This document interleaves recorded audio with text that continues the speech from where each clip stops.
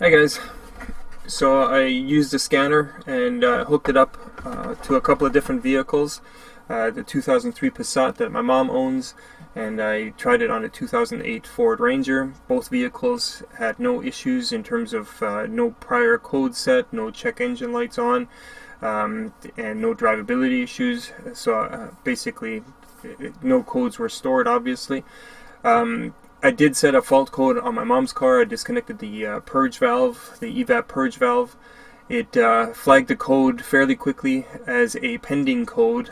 It does not set a hard fault code right away. It waits another drive cycle. So after I turned the car off and on again, it did flag the code and the check engine light was on.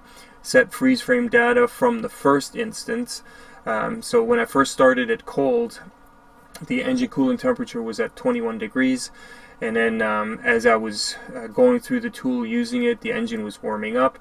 At around 80-90 degrees, I shut the car off. That's when I cycled the key, turned it back on, and that's when the hard fault showed up, and then the freeze frame data showed it as being, or as the incident having occurred, or the fault being created already at the 21 degree mark, right when I first started the engine cold.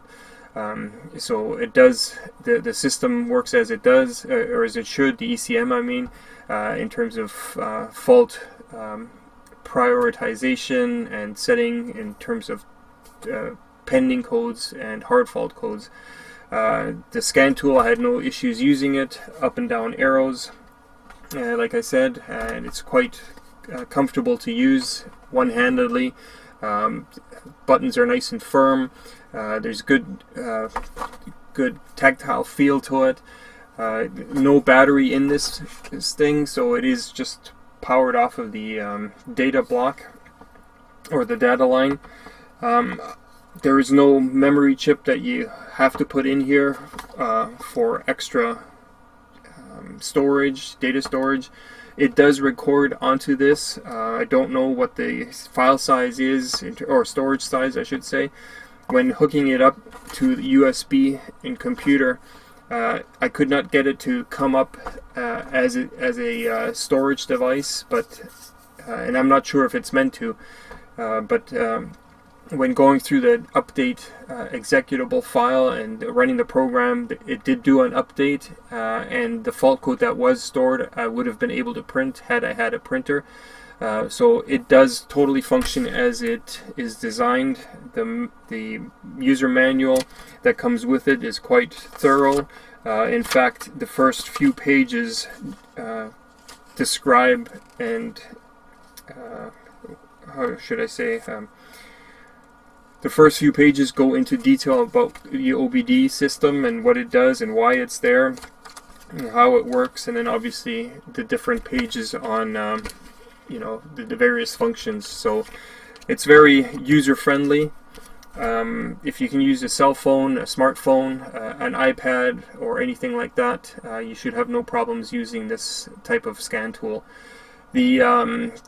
For the price of it, on Amazon or on actually the two links that I provide in the description are Amazon Canada and Amazon.com, basically the US.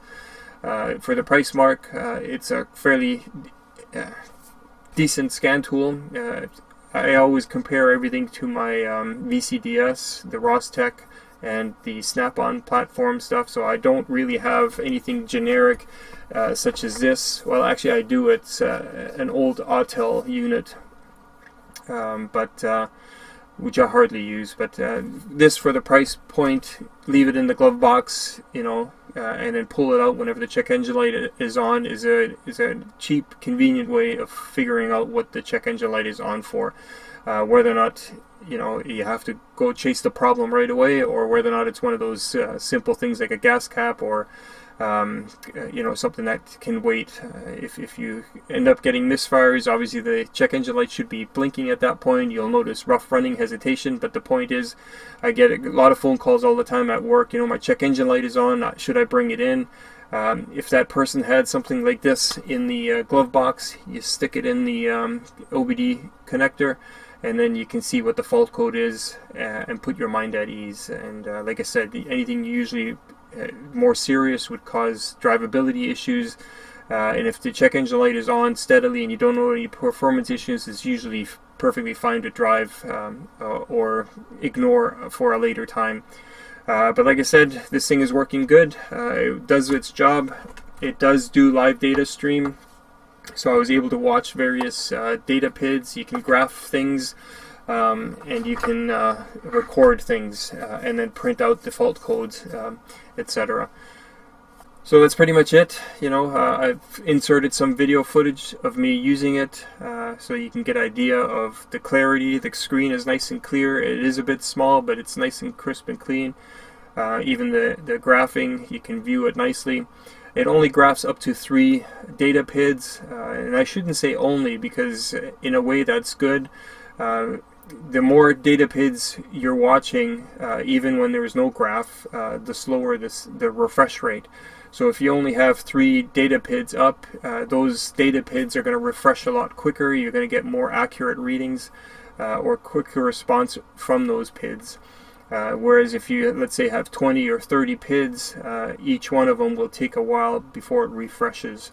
And I think that may have been captured as well in one of my videos. So again, I'll be showing a bit of the stuff that I was talking about, or maybe just overlay it in the video as I'm talking now. But for the price point, it's a decent scan tool to have in the glove box on hand for when you need it. Thanks for watching.